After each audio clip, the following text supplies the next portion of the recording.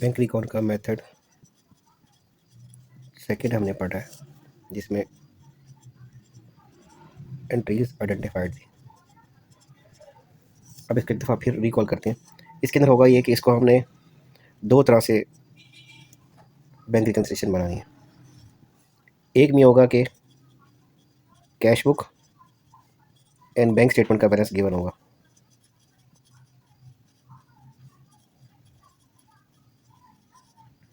इसके ऊपर अभी हमने एक क्वेश्चन अटेम्प्ट करके देखा है, वो है 24.1।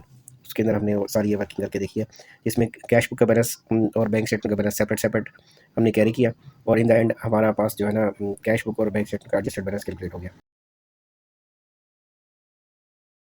दूसरा मेथड ये होता है कि आपके पास वन बैलेंस गिवन होता है, और वो मोस्ट प्रोबेबली एग्जाम में जो है ना वो कैश बुक का बैलेंस गिवन होता है।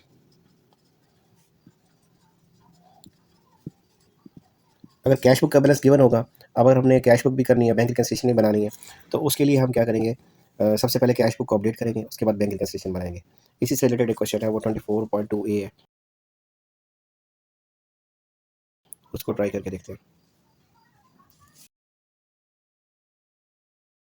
फिर उसकी रिक्वायरमेंट ये है कि draw bank reconciliation statement after writing the cash book up to date, means उसे कि पहले हमें कैश बुक को अपडेट करना है, फिर बैंक रिकन्सिलिएशन बनानी है। तो हम पहले कैश बुक को अपडेट कर लेते हैं। बनेगी एंट्री ऐसी ही, कैश बुक का टी अकाउंट हमने बनाया और साथ ही हमने बैंक रिकन्सिलिएशन भी बना ली।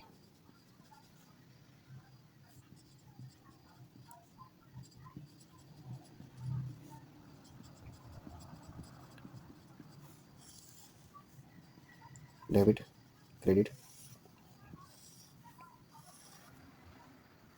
कैश बुक पे आते हैं। Cash at bank, bank column of cash book debit, ये बैलेंस ब्रॉड डाउन हो गया। Deposit made but not appeared in bank statement, हमने डिपॉजिट करवाए हैं, वो बैंक स्टेटमेंट में नहीं आए। डिपॉजिट का मतलब ये है कि हमने चेक बैंक में डिपॉजिट करवाया। कैश बुक में एंट्री डेबिट साइड भी होती है, तो बैंक स्टेटमेंट में अगर ये एंट्री रिफ्लेक्ट होनी थी तो ये यहाँ हुआ, तो ये actually type of uncredited entries है। सेकंड है bank charges on the bank statement but not in cash book, यानी कि बैंक ने चार्जेस डिडक्ट कर लिए, बैंक स्टेटमेंट में एंटर हो चुके हैं, इसका मतलब अब एंट्री नहीं होगी यहाँ पर। कैश बुक में एंट्री मिसिंग है, तो कैश बुक में एंट्री होगी। Bank charges 30। उसके बाद है अनप्रेजेंटेड चेक। अनप्रेजेंटेड चेक का मीनिंग यही होता है कि ये हमने चेक इशू किए थे, कैश बुक में इसकी एंट्री हो चुकी थी, बैंक स्टेटमेंट में मिसिंग है, तो बैंक स्टेटमेंट में इसका डेबिट का इफेक्ट मिसिंग है। नेक्स्ट है bank transfer receipt from trustee on bank statement but cash book में रिकॉर्ड नहीं हुआ, इसका मतलब कस्टमर से आपको पैसे मिल रहे हैं, बुक में रिकॉर्ड नहीं हुआ। कैश बुक में रिकॉर्ड का मतलब ये है कि कैश बुक में अब ये डेबिट साइड पर आएगा।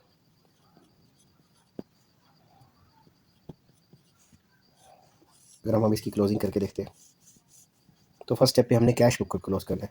लार्ज साइड यही है, लार्ज साइड का बैलेंस है 3028 प्लस 570 3598, उसमें से 30 बैलेंस हो जाएगा तो 3568, ये कैश बुक का एडजस्टेड बैलेंस है। अब हमने क्या करना है, इसी बैलेंस को इधर लेकर जाना है।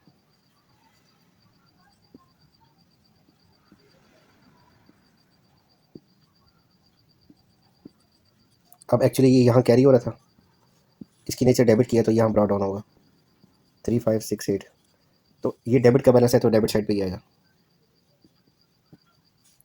अब इसको नेक्स्ट हमने सॉल्व करना है। 3568 यही लार्जेस्ट साइड है, प्लस 1471 5039, यही 5039 इधर आएगा, इसमें से माइनस कर देना हमने 909 4130।